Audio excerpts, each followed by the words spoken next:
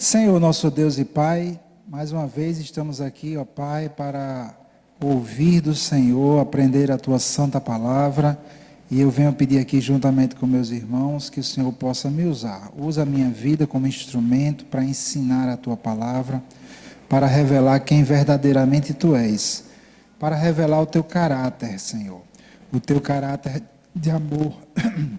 Então nós pedimos a Ti a Tua bênção e que o Senhor derrame sobre cada um aqui o espírito de sabedoria e de revelação no pleno conhecimento de Ti, trazendo a iluminação ao coração de todos, para que possamos compreender e aprender do Senhor. Vem Espírito Santo para nos ensinar esta noite, é o que nós te pedimos em nome do Senhor Jesus. Amém. Nós vimos que Jesus trouxe a revelação de um Deus de amor. Ele é o caráter de Deus. Jesus é a expressa imagem de Deus Pai. Deus se revelou plenamente através de Jesus Cristo, mas muitas coisas ruins são atribuídas a Deus. Muitas coisas que a palavra de Deus, na verdade, atribui ao próprio diabo. No entanto, muitos cristãos, até mesmo pessoas que têm um certo conhecimento das Escrituras, confundem estas questões, confundem o Deus do Velho Testamento com a pessoa revelada por Jesus Cristo e acham que são deuses diferentes, quando na verdade o Novo Testamento ele trouxe mais luz. Eu falei um pouco sobre a lua e o sol e como esses dois luminares representam a velha aliança e a nova aliança. Então, a velha aliança, ela tinha uma luminosidade muito mais fraca. Dessa forma, a imagem de Deus não estava assim tão clara. Na aula passada, eu comentei sobre o que o Novo Testamento revela sobre os propósitos da lei de Moisés. O livro de Gálatas explica isso muito bem, principalmente no capítulo 3, mostrando que a lei ela foi dada de forma temporária até que chegasse o Salvador Jesus Cristo. Então a lei nos manteve ali guardados para Jesus, para que viesse a salvação através de Jesus Cristo. Falei sobre o propósito da lei no sentido de ressaltar a transgressão. A lei ela foi dada para deixar todo mundo condenável aos olhos de Deus, de forma que ninguém pudesse chegar diante de Deus e dizer: pode me salvar porque eu mereço, eu sou bom, eu sempre guardei o sábado, nunca quebrei um sábado, eu sou perfeito, eu nunca lancei um olhar de cobiça sobre os bens de ninguém, sobre a mulher de ninguém, eu sempre honrei meu pai e minha mãe, eu sempre segui a lei de Deus exatamente, nunca farei. Então a lei veio para mostrar o que estava no coração do homem. A lei ela funcionou como uma bateria de exames que expunham como estava o coração do homem, a dureza do coração do homem. Tudo isso para encaminhar para Cristo. E aí, através de Jesus, Deus nos dá a cura. Tem uma passagem que Jesus diz: eu não vim para os sãos, mas para os doentes. O próprio Jesus usou essa figura do homem doente, a lei expondo ali a doença do homem e ele vindo para curar. Porque Jesus estava falando aquela questão de eu não vim para os sadios, mas para os doentes. Jesus falava exatamente para os fariseus, que eram judeus, a seita mais rigorosa dos judeus, e eles se achavam justos. Todos pecam, todos pecaram, então não havia nenhum justo, mas os fariseus se achavam justos, e eles, como se achavam justos, eles não precisavam de uma cura, Então foi nesse contexto que Jesus falou. Por que Jesus disse isso? Porque é necessário que o homem seja convencido do seu pecado, para que ele possa reconhecer que precisa de um Salvador. Se você se acha justo, e muita gente se acha justo, você não vai reconhecer a necessidade de que alguém pague pelo seu pecado. Então é necessário vir a lei antes da salvação de Jesus Cristo. E a lei continua valendo, exatamente como diz lá em 1 Timóteo capítulo 1, versículo 8, a lei ela continua valendo. Lá diz claramente, porque a lei vale sim para os ímpios, para os pecadores, para os injustos, porque a lei expõe o pecado e aí aponta para o Salvador Jesus. Muito bem, eu quero continuar a falar sobre a lei hoje, não mais naqueles propósitos que a gente falou na aula passada, mas mesmo na lei de Moisés, mesmo a lei de Moisés sendo tão rígida, tão dura, punindo tantos pecados com a morte, como a gente comentou na aula passada, mesmo assim, a lei de Moisés, ela começa já a revelar um Deus de amor.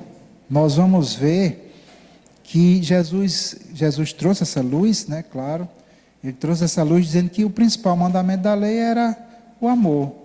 Amar a Deus de todo o coração, toda a alma e todas as forças, e amar ao próximo como a si mesmo.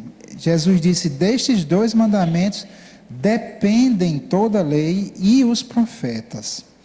Então, mesmo na lei, o principal era o amor. A lei veio para condenar, veio para expor o pecado, sim, mas ela já veio trazendo um Deus de misericórdia, e aqueles que desenvolviam um relacionamento com Deus, eles começavam a compreender isso. Nós vamos ver isso aqui exatamente através da palavra. Antes, eu queria comentar, ainda continuando na filosofia da aula passada, algumas coisas que tem nos profetas, nos salmos, né, na lei mesmo, e isso vai servir de exemplo para que vocês possam entender como a gente deve fazer para compreender, para interpretar algumas passagens do Velho Testamento que de alguma forma passam a impressão de que Deus, Ele envia o mal sobre nós. Eu indiquei o livro do pastor Tassos, novamente lembro que é importante entender o livro de Jó, porque é utilizado, por exemplo, para se alegar que Deus comanda Satanás, e tudo que acontece no mundo, ou é porque Deus quer, ou é porque Deus, de alguma forma, consente que Satanás opere, certo? Então é importante entender o livro de Jó. Mas eu quero falar aqui, por exemplo, Isaías 45, versículo 7. Isso aqui, já ouvi em igrejas, pessoas dizendo que Deus é o que provoca o mal, e usam esse versículo aqui como fundamento.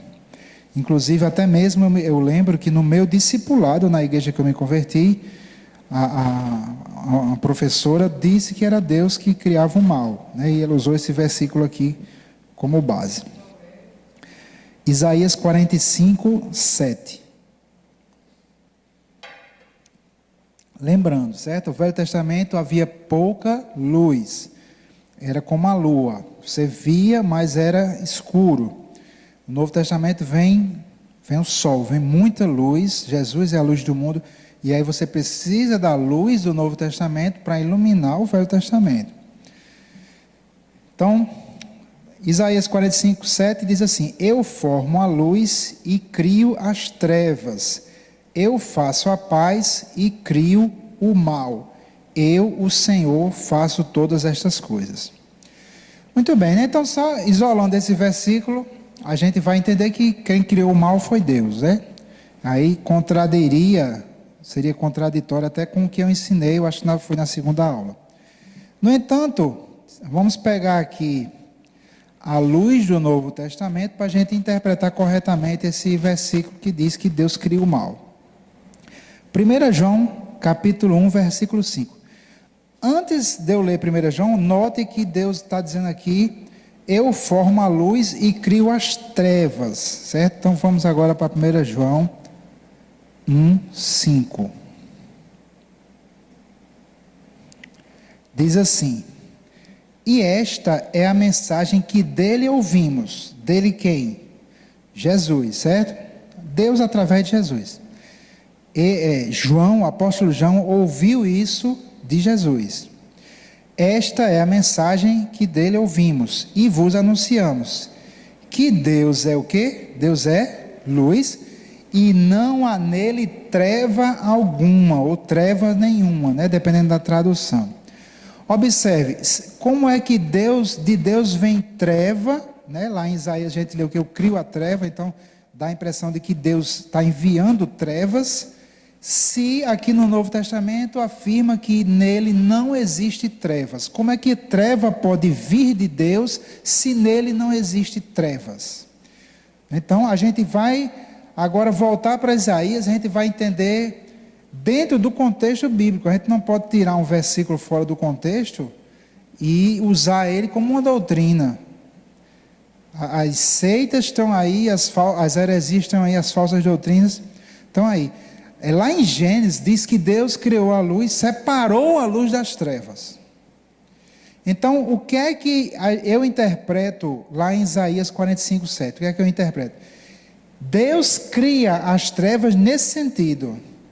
Ele é luz e dele emana luz. Então, o que não é luz é trevas. O que não é de acordo com Deus é treva. É neste sentido que Deus cria a treva, porque Ele separa a treva da luz. O que não é luz é treva. Apague todas as luzes aqui e o que é que vai sobrar? Treva. A palavra treva quer dizer escuridão, no original, certo? Escuridão, trevas, escuridão. Então, nesse sentido, Deus cria a treva. Não é porque dele emana a treva, a escuridão. Dele só emana luz, porque Deus é luz e não há nele treva alguma. Então, agora com o Novo Testamento, a gente pode pegar a luz do Novo Testamento e lançar no Velho Testamento. Tá certo, gente? Então, não dá para a gente dizer que Deus cria o mal se baseando em Isaías 45:7. Dizer que Deus criou o mal, foi Ele que criou Satanás, Ele colocou Satanás ruim mesmo, daquele jeito, né? E dizer que todas as pessoas são más porque Deus quer isso. Não. Vamos interpretar de acordo com a palavra. Muito bem, tem outras coisas que são, outros versículos que são usados para dizer que Deus dá ordens a Satanás, e Satanás só obedece ordens de Deus, certo? Eu não vou entrar nesse assunto, eu vou só citar aqui, está no material que eu estou preparando, né? Como é uma aula, depois eu ainda estou preparando, na medida que eu vou dando a aula, eu vou preparando, aí eu posso, né? Vou mandar para a pastora, para quem tiver interesse, está em forma de tópicos, né? Como sempre eu faço. E estamos escrevendo devagarzinho um texto mais explicativo. Muito bem, mas no Salmo 78:49, 1 Samuel 16:14, 1 Samuel 18:10 esses versículos são usados para dizer que Deus controla Satanás e que Satanás está debaixo da ordem de Deus. Eu não vou entrar aqui porque senão vai demorar muito e eu não vou poder entrar no que eu quero. Mas 1 João capítulo 3, versículo 8, vê aqui, 1 João 3:8, diz assim: quem comete pecado é do diabo. Certo? O que é pecado? Pecado é transgredir a lei de Deus, desobedecer a lei de Deus, né? Então, quem desobedece a lei de Deus é do diabo, porque o diabo peca desde o princípio. Para isso, o Filho de Deus se manifestou, para desfazer ou destruir as obras do diabo. Então, como é que Deus está trabalhando mancomunado com Satanás, estão trabalhando em conjunto, e aí Deus manda seu próprio Filho, que é a sua imagem, para desfazer a obra do diabo? Então, seria uma tolice, né? Deus trabalhando com Satanás, Satanás trabalha, aí Jesus vai e desfaz. Brincadeira de gato e rato, né? Tom e Jerry. Gente, não tem sentido, né? Então, Deus não trabalha conjugado com Satanás. Satanás não está no mundo obedecendo às ordens de Deus. Satanás, ele é inimigo nosso, ele é inimigo de Jesus. A Bíblia diz claramente isso em Efésios capítulo 6, diz que não temos que lutar contra a carne e o sangue, mais contra principados, potestades. Então há uma luta, ele luta contra a gente e nós, pela força do Senhor, nós lutamos e vencemos, né? Jesus venceu Satanás e entregou essa vitória para a igreja. Então ele é inimigo de Deus, ele não é amigo de Deus e ele não está trabalhando debaixo das ordens de Deus. Muito bem, então vamos agora para o tema dessa aula de hoje, é mostrar que mesmo na lei de Moisés, Deus já se manifestava, Deus se revelava como um Deus de amor. Na aula passada eu mostrei que muita coisa, na verdade, eu não vou poder entrar em tudo, mas que não era o propósito da lei revelar plenamente quem Deus era, mesmo porque o homem não compreenderia plenamente. Por quê? Porque o homem estava morto espiritualmente, era necessário Jesus pagar o nosso pecado, era necessário o Espírito Santo ser derramado dentro de nós, e agora nós conhecemos a Deus porque Ele habita dentro de nós. A pregação da semana passada aqui. Deus habita agora dentro de nós. Então hoje nós experimentamos algo que as pessoas da velha aliança, elas não experimentavam. Elas não experimentavam a presença de Deus vivendo dentro delas, unida ao Espírito delas. Na nova aliança, aquele que se une ao Senhor é um Espírito com Ele. Nosso espírito está em perfeita unidade com Cristo. E isso o pessoal do Velho Testamento não tinha. Ok? Mas a lei já revelava esse Deus de amor. Em Levítico capítulo 25. E veja que Levítico é um livro bem assim, bem legalista mesmo. É bem cheio das regrazinhas. Mas aqui nós temos o que? O ano do jubileu. Veja como é interessante Levítico 25, eu vou ler dos versículos 10 ao 17. A minha versão aqui é a João Ferreira de Almeida, então talvez a sua possa estar um pouco diferente. Diz assim: e santificareis o ano 50 e apregoareis liberdade na terra a todos os seus moradores. Ano de jubileu vos será, e tornareis cada um a sua possessão e cada um a sua família. O ano 50 vos será jubileu, não semeareis nem colhereis o que nele nascer de si mesmo, nem nele vindimareis as uvas das separações, porque jubileu é, santo será para vós, a novidade do campo comereis. Neste ano do jubileu tornareis cada um a sua possessão, e quando venderdes alguma coisa ao vosso próximo, ou a comprardes da mão do vosso próximo, ninguém engana seu irmão. Conforme o número dos anos, desde o jubileu comprarás ao teu próximo, e conforme o número dos anos das colheitas, ele a venderá a ti.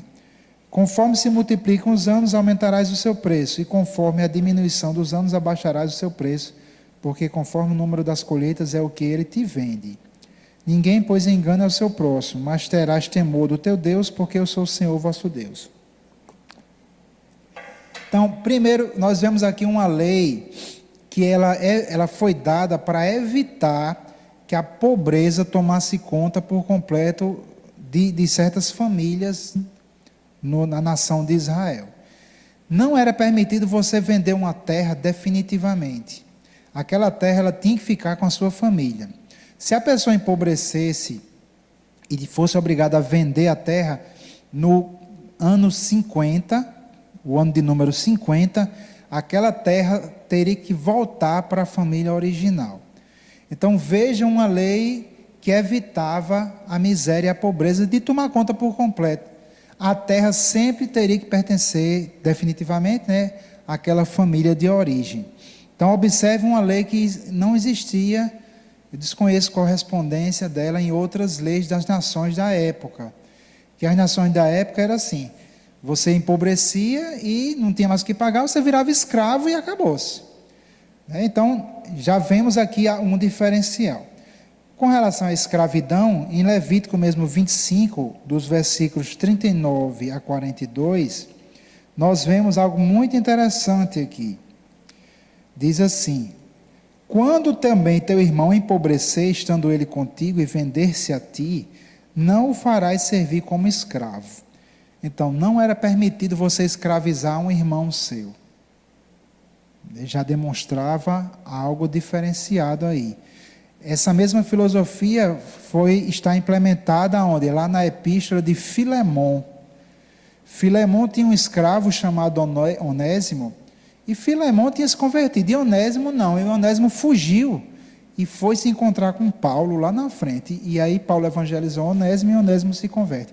Aí Paulo devolve o escravo para Filemon, só que com uma cartazinha, né, dizendo, recebe ele agora, não mais como escravo, mas como teu irmão. Então aqui já era essa mesma filosofia, já sendo aplicada numa lei dura. A lei de Moisés era dura, mas já mostrava aqui como Deus é. Deus não gosta desse negócio de escravizar, pensou? Só porque Nathalie faz farmácia, eu vou escravizar ela para ela ficar assim. Eu já tenho uma, né? Mas não precisaria da farmacêutica. Mas vai que Lutero pega ela, você vai ser minha escrava, né? Para passar remédio de graça para mim. Então, isso não é de Deus não, viu? E isso já estava na lei. A lei de Moisés já trouxe essa filosofia. Não poderia se escravizar um irmão. E você tinha que tratar ele como um diarista, como um peregrino, estará contigo até o ano de jubileu, te servirá como diarista. Você era o cara, o irmão lá, o irmão israelita empobrecia, não tinha com que te pagar, ele não podia ser seu escravo. Você teria que receber ele, mas teria que assalariar ele, e no ano do jubileu ele seria livre. Então isso já mostrava um diferencial do Deus de Israel, um Deus de amor. É algo que eu tenho, assim, não sou historiador, né, mas eu tenho praticamente certeza de que as nações ao redor, isso eu conheço um pouco de história, mas as nações ao redor, eles não se importavam com estrangeiros, viúvas e órfãos.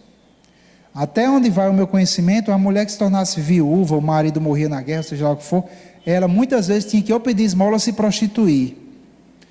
E a lei de Moisés, mesmo essa lei tão dura, ela se preocupava com os estrangeiros, com as viúvas e com os órfãos. A gente vê isso aqui em Deuteronômio capítulo 10, tem vários locais, certo? Mas eu escolhi só esse versículo aqui, Deuteronômio capítulo 10, os versículos 17 a 19. Diz assim: pois o Senhor vosso Deus é o Deus dos deuses e o Senhor dos senhores, o Deus grande, poderoso e terrível, que não faz acepção de pessoas, glória a Deus, nem aceita suborno, né? Não aceita recompensa, que faz justiça ao órfão e à viúva, e ama o estrangeiro, dando-lhe pão e roupa. Por isso amareis o estrangeiro, pois foste estrangeiro na terra do Egito. Olha aí. Então Deus se preocupava com aqueles que eram os excluídos da sociedade da época, né? O estrangeiro, os órfãos e as viúvas. Coisa que a gente sabe pela história que ninguém se preocupava, né? Naquela época ali, nas nações. Mas Deus ordena que os estrangeiros fossem amados. Desculpa. Né? Daí Jesus traz mais essa luz e diz: ó, ama o teu próximo como a ti mesmo. Ama a Deus, está acima de todas as coisas, ama o teu próximo como a ti mesmo. Destes dois mandamentos dependem toda a lei e os profetas.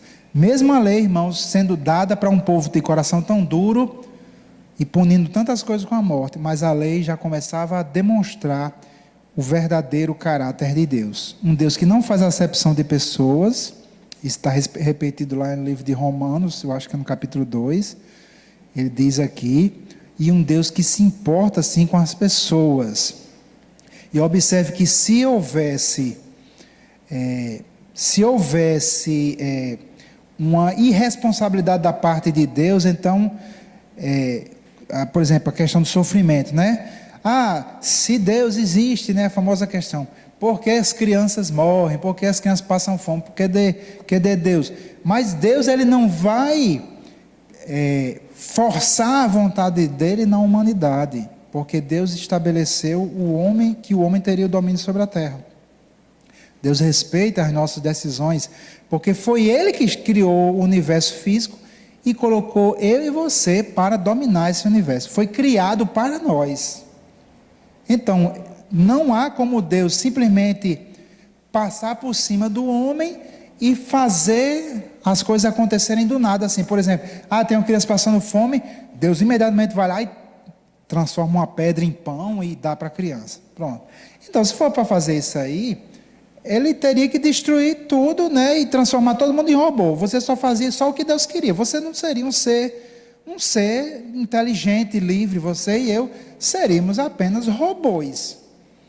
Eu acho que nem um cachorro é um robô, um animal. Será que a vaca, quando muge, é Deus que está fazendo a vaca mugir assim? Muge agora. Bom. Um cachorro mordeu uma criança. Não foi Deus que fez ela morder. Não tem, nenhum animal é controlado por Deus. Mas tem gente que insiste em dizer que tudo que acontece, uma pessoa que mata alguém, uma pessoa que rouba, é porque Deus quis. Vai para lá, misericórdia. Vai te converter ao Deus verdadeiro, porque esse Deus que pregam por aí está diferente do Deus da Bíblia, né? Então, Deus dá a ordem, Deus dá a orientação, Deus dá a palavra, Deus dá o conselho, Deus dá a força. Ele disponibiliza tudo, mas depende de nós andarmos segundo a vontade de Deus. Não depende de Deus forçar a vontade dele na nossa vida e nem na vida de ninguém, não. Deus não faz isso, não. Isso não é do caráter de amor. As pessoas confundem soberania de Deus com ditadura de Deus. Deus não é ditador. Pegue qualquer regime no mundo hoje que é governado por um ditador e veja como é que a população sofre. Vamos lá, por exemplo, Coreia do Norte, Cuba, que está melhorzinho agora, mas volta para Cuba. Vai lá em Cuba para tu ver. Vai lá na Coreia do Norte dizer tanto assim contra o governo, para ver se não vai morto, vai passar 12 anos de trabalhos forçados. Um americano foi condenado a 10 anos de trabalhos forçados porque pegou um panfleto que tinha no hotel e escondeu e ia levar para os Estados Unidos. Um panfleto, 10 anos de trabalhos forçados. Nenhuma ditadura podemos chamar de um governo justo, bom e piedoso. Não existe isso. Mas insistem-se em dizer que Deus é um ditador. Morreu alguém, é porque Deus quis, a vontade soberana. Estão chamando Deus de ditador. Os piores crápulas que nós temos na humanidade foram os ditadores, são os ditadores, hoje a gente vê isso claramente, e as pessoas insistem em dizer que Deus é um ditador. E Deus não é ditador. Ele é soberano, mas isso não quer dizer que ele é ditador. Isso não quer dizer que ele impõe a vontade dele sobre nós. Ele não impõe. Nós é que precisamos buscar e obedecer a sua palavra. Então dependia do povo de Israel obedecer essa palavra aqui. Não dependia de Deus forçar eles a obedecer. Estão entendendo, amados? Muito bem. Vamos ver aqui, Deuteronômio capítulo 14, essa preocupação do Senhor em cuidar, em que seu povo cuidasse dos órfãos, né, das viúvas. Diz assim no versículo 28, ao fim de 3 anos tirarás todos os dízimos da tua colheita do mesmo ano e os recolherás dentro das tuas portas. Então virá o levita, pois nem parte nem herança tem contigo, né? Os levitas eles não podiam ter terras, né? Eles tinham que dedicar ao serviço do templo. E o estrangeiro, e o órfão, e a viúva, que estão dentro das tuas portas, e comerão e fartar-se-ão, para que o Senhor teu Deus te abençoe em toda obra que as tuas mãos fizerem. Muito bem, então até mesmo a cada 3 anos, os dízimos eram dados ao levita, às viúvas, ao estrangeiro e aos órfãos. Veja a preocupação de Deus em estabelecer a caridade, a piedade, né? O fazer o bem. Isso, irmãos, você pode encontrar muitos outros versículos, aquele que eu esqueci a referência, que diz, qual é o jejum que eu quero, né? Eu quero que vocês fiquem afligindo as suas almas. Aí diz, não, eu não quero esse jejum. que vocês soltem a ligadura da impiedade, vá lá para o órfão, a viúva, que ninguém passe fome na sua terra, vocês distribuam bem, etc., distribuam justiça. Era isso que Deus queria desde o princípio, né? Que é o que Ele quer. Então, amados, mesmo na lei, vemos Deus se revelando como um Deus de amor, um Deus de caridade, que não faz acepção de pessoas, que deseja o bem de todos, e um Deus que não quer escravidão de ninguém. Muito bem, vamos continuar. Salmo 51. Aqui nós vamos começar a ver que aqueles homens e mulheres de Deus que tiveram um relacionamento mais próximo ao Deus de Israel, esses homens e mulheres, eles começaram a enxergar este caráter de Deus, e eles chegaram a certas conclusões muito interessantes. Nós sabemos que a lei era sem piedade, né? Sem misericórdia. Se alguém amaldiçoasse o pai ou a mãe, era punido com a morte. Se alguém fizesse sexo com animal, era punido com a morte. Sexo homossexual era punido com a morte. Isso está lá no livro de Levítico, capítulo 18. Casar com uma meia-irmã, um irmão, seja só por parte de pai ou só de mãe, punido com a morte. Casar com uma mulher e casar com a irmã dela, punido com a morte. Então, todas essas coisas demonstravam o rigor da lei. Mas, no entanto, nós vemos o rei e profeta Davi chegar à seguinte conclusão. No Salmo 51, Davi tinha cometido aqueles mega pecados que a gente conhece, que é retratado em filme, todo mundo conhece, né? Adulterou com Batseba, ou sei lá, Batshiva, como seja a pronúncia, e depois ainda fez aquele esquema lá para mandar o marido dela para a linha de batalha para frente para morrer. Ou seja, diretamente foi o responsável pela morte de Urias, né? Todos esses pecados, os dois pecados que ele cometeu, o adultério e o homicídio, né? Eles eram punidos com a morte. Então, Davi era para ter morrido se fosse seguir o rigor da lei. No entanto, Davi se arrepende e Deus perdoa Davi. E olha o que é que Davi, ele conclui aqui no versículo 16 e 17. Pois não desejas sacrifício. É um homem inteligente, não é esse Davi? Senão eu os daria. Tu não te deleitas em holocaustos de animais, né? Davi sabia que não era aquilo realmente que Deus queria. Olha só o que é que ele diz aqui. Sacrifícios para Deus são espírito quebrantado, a um coração quebrantado e contrito, não desprezarás, ó Deus. Davi não ofereceu, não consta na Bíblia, e Deus perdoou ele não ofereceu os sacrifícios que a lei determinava, que na verdade, no caso dele, era morte mesmo. Não tinha sacrifício para um pecado totalmente consciente, principalmente um homem que tinha conhecimento. Mas Davi conhecia Deus, gente. Davi era um profeta, ele tinha conhecimento de Deus, ele sabia que na verdade o que Deus queria era que ele se arrependesse, só isso. Ele sabia que o sangue daquele bode que ia ser derramado não pagaria o pecado que ele cometeu, os pecados que ele cometeu, não pagaria. Davi era um profeta, ele tinha conhecimento, assim, mais conhecimento de Deus do que a média, vamos dizer assim, para a velha aliança. Então observe que o homem segundo o coração de Deus, um profeta do Senhor, ele já começava a enxergar o caráter de Deus ali, no meio daquela lei tão rigorosa. Que Deus queria mesmo era arrependimento, que Deus não estava interessado em que animais fossem sacrificados. Glória a Deus, né? Vamos ver agora Jonas. Jonas é incrível, né? A gente vê Jonas e muitas pessoas, eu mesmo já tive essa ideia, a gente pensa que Jonas era um covarde, porque Jonas recebeu um trabalho para fazer, e Deus disse: vá para Nínive, Jonas, para cá, Nínive, ó. Vá para cá, Jonas, para Nínive. Jonas vai para o outro lado, ele vai exatamente para o lado contrário.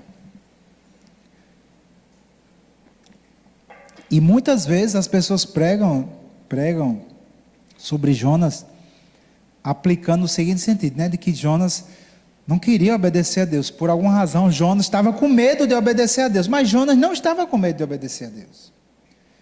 Jonas era um profeta, ele já estava acostumado a profetizar mesmo e trazer juízo, porque a lei veio trazer, né, juízo, conforme a gente explicou na aula passada. Jonas era um profeta. Ele sabia o propósito, né, do chamado profético. Mas Jonas fugiu. Olha, ele diz por que ele fugiu. Jonas 3, versículos 5 a 4. Diz assim. Aliás, deixa eu ver aqui se está...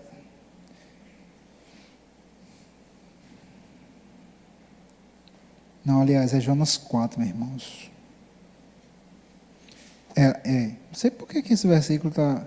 É Jonas 4, vou ler do primeiro, certo? Aliás, deixa eu contextualizar aqui. No versículo 3, é por isso que eu botei aqui, no versículo, não precisa ler tudo, certo? Jonas do capítulo 3, versículo 5, até o capítulo 4, versículo 4, tem a história de que Jonas chega na cidade, e aí o povo dá ouvidos à palavra, né, de arrependimento, e o povo se arrepende e Deus poupa a cidade. Então, o que é que acontece? Aqui já no capítulo 4, vamos ler o versículo 1 e 2, Jonas está aqui desagradado e irado. E ele explica por que é que ele fugiu da face do Senhor, por que ele não obedeceu a Deus a princípio. Diz assim: mas isso desagradou extremamente a Jonas e ele ficou irado. E orou ao Senhor e disse: ah, Senhor, não foi esta a minha palavra estando ainda na minha terra? Por isso é que me preveni fugindo para Tarsis, pois sabia que és Deus compassivo e misericordioso, longânimo e grande em benignidade e que te arrependes do mal. Olha aí. Profeta, né? Tinha mais aquele conhecimento de Deus. Então, basicamente, Jonas está dizendo assim: eu fugi porque eu sabia que o Senhor estava me mandando para lá para poupar a cidade. Deus não estava enviando Jonas para Nínive para destruir. Ele queria mesmo que ele se arrependesse e poupasse. Deus queria poupar a cidade. E Jonas queria que Deus destruísse a cidade. Tanto é que depois Deus manda crescer uma árvore, depois fala, né, Deus começa a convencer Jonas de que Deus era bom e que aquela cidade merecia uma chance, merecia ouvir, pelo menos ter uma possibilidade de se arrepender, para que Deus pudesse poupar. Mas olha a conclusão de que Jonas chegou com relação ao caráter de Deus. Jonas entendeu que Deus é um Deus compassivo, misericordioso, longânimo, né, paciente e grande em benignidade, e que te arrependes do mal. Ou seja, ele volta atrás nos juízos facilmente, igual que Davi fez. Davi adulterou e matou o marido da mulher, mandou matar praticamente, né? E na hora que ele se arrependeu, Deus o perdoou. Então Davi chegou e disse: é isso que o Senhor quer, é isso que o Senhor ama, perdoar. O Senhor é bom, é misericordioso. Observe, amados, que mesmo na lei de Moisés, mesmo aquela lei dura que a gente viu na aula passada, aqueles homens e mulheres que se achegavam a Deus, chegavam mais próximos de Deus, começavam a compreender o caráter de amor dele, de misericórdia. Então, mesmo a lei de Moisés revelava um Deus de amor, e que ficou muito mais claro, obviamente, através de Jesus Cristo, né? Que era o próprio Deus encarnado. Então, amados, vamos fechar a aula de hoje em Mateus, com Mateus capítulo 23 e 23, Mateus 23 e 23. Eu já falei isso aqui, mas só para a gente deixar bem claro. Mateus 23, 23 diz assim: Ai de vós, escribas e fariseus hipócritas, pois que dizimais a hortelã, o endro e o cominho, e desprezais o mais importante da lei, o juízo, a misericórdia e a fé. Não deveis, pois, fazer estas coisas e não omitir... deveis, pois, fazer estas coisas e não omitir aquelas. Então, a lei de Moisés, ele tinha coisas mais importantes e coisas menos importantes. O dízimo era menos importante do que o juízo, né, a justiça, o juízo correto, a misericórdia e a fé. Mesmo na lei, há certas coisas que são mais importantes. Dentre elas, claro, a misericórdia. A gente já citou, né, que Jesus disse que aqueles 12 mandamentos, a lei dependia deles. E vamos agora encerrar com Marcos capítulo 12, versículos 28 a 34. Diz assim: Aproximou-se dele, de Jesus, um dos escribas que os tinha ouvido disputar, e sabendo que eles tinham respondido bem, perguntou-lhe: Qual é o primeiro de todos os mandamentos? E Jesus respondeu-lhe: O primeiro de todos os mandamentos é: Ouve, Israel, o Senhor nosso Deus é o único Senhor. Amarás, pois, ao Senhor teu Deus de todo o teu coração, de toda a tua alma e de todo o teu entendimento, e de todas as tuas forças. Este é o primeiro mandamento. E o segundo mandamento, semelhante a este, é: Amarás o teu próximo como a ti mesmo. Não há outro mandamento maior do que este. E o escriba lhe disse: Muito bem, mestre, e com verdade disseste que não há um só Deus e que não há outro além dele, e que amá-lo de todo o coração e de todo o entendimento, de toda a alma e de todas as forças, e amar o próximo como a si mesmo, é mais do que todos os holocaustos e sacrifícios. Quem disse isso, irmãos, foi um escriba. Mas olha só a conclusão que o escriba chegou, que no final de tudo, o amor é que a lei, o amor cobria toda a lei. Mas olha o que é que Jesus disse. E Jesus, vendo que havia respondido sabiamente, disse-lhe: Não estás longe do reino de Deus. Glória a Deus, né? Por que, amados, Jesus disse: Não estás longe do reino de Deus? Porque no reino de Deus só existe isso, amor. O reino de Deus é um reino de amor. Se eu estou no reino de Deus, aquilo que vai saltar no meu coração é o amor. O resumo da lei de Moisés era amor. E o resumo da nova aliança é amor. Por quê? Porque amor é o caráter de Deus. Quanto mais você ama, mais você conhece a Deus. E ninguém que diz que eu conheço a Deus, mas não ama, na verdade está sendo mentiroso, né? A palavra do Senhor diz isso aí. Glória a Deus, pela primeira vez terminei exatamente no horário. Pastor Tassi estava ali olhando, eu estava percebendo. Glória a Deus, amados. Então vamos orar, agradecer ao Senhor por esta palavra.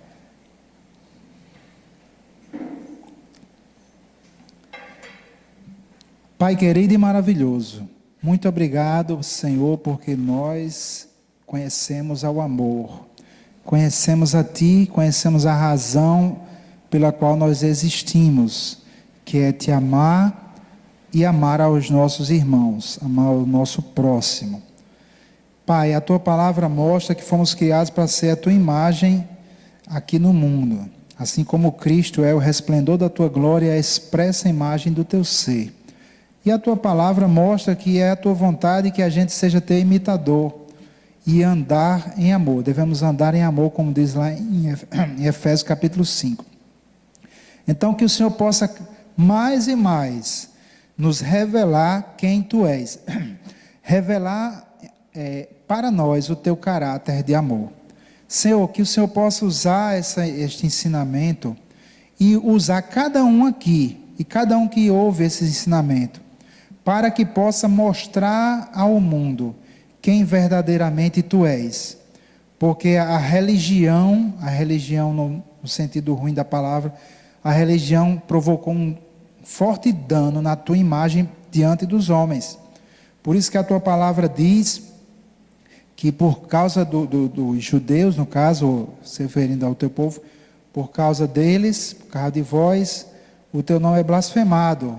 Muitas pessoas se revoltaram contra esse Deus que coloca doença, esse Deus que mata, esse Deus destruidor, esse Deus que pode salvar, mas não salva, esse Deus que pode curar, mas não cura, esse Deus que na verdade não é o Senhor.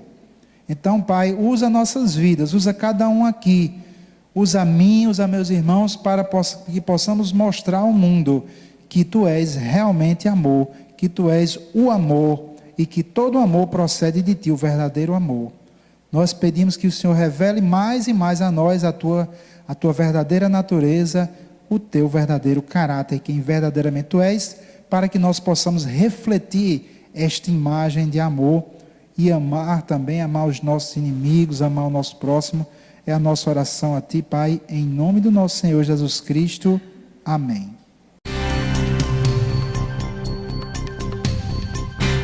Essa foi uma produção do Ministério Internacional Defesa da Fé, um ministério comprometido em amar as pessoas, abraçar a verdade e glorificar a Deus. Para saber mais sobre o que fazemos, acesse defesadafé.org.